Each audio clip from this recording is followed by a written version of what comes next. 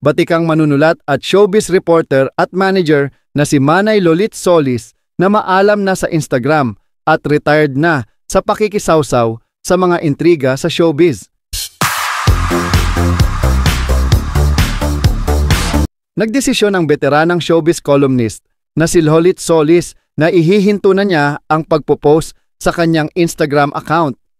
Nitong nakaraang Disyembre 31 ang magsisilbing huling araw niya sa paggawa ng showbiz columns sa naturang social media platform. Matatandaan na isa sa inaabangan ng mga marites ang magiging opinyon ni Lolit kung may mga kontrobersya sa loob at labas ng showbiz. Ayon sa kanya, wala na raw naman siyang dapat patunayan o hindi na niya kailangan pang maging transparent sa kanyang nararamdaman.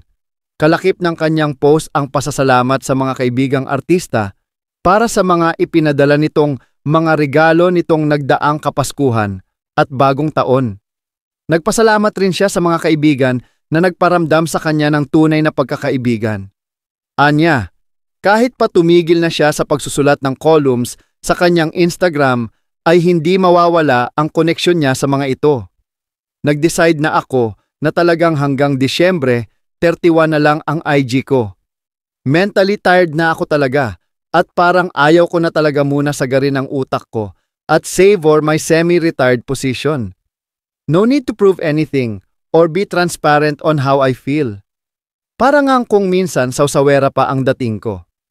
Basta, I feel completely happy this Christmas. Thank you kay Mama Ten at Alden Richards at lalo na kay Paul Soriano at Tony Gonzaga. I really appreciate their gifts. Sa mga non-showbiz friends natin na sila Bernard, Marivich, Faye at Tet, very grateful for their friendship. It was a very happy life na talagang utang ko sa showbiz. Iyon binigay na regalo ni Mama Ten at Alden Richards. Iyon natanggap ko mula kay Paul Soriano at Tony Gonzaga para bang nagpull ng string sa puso ko.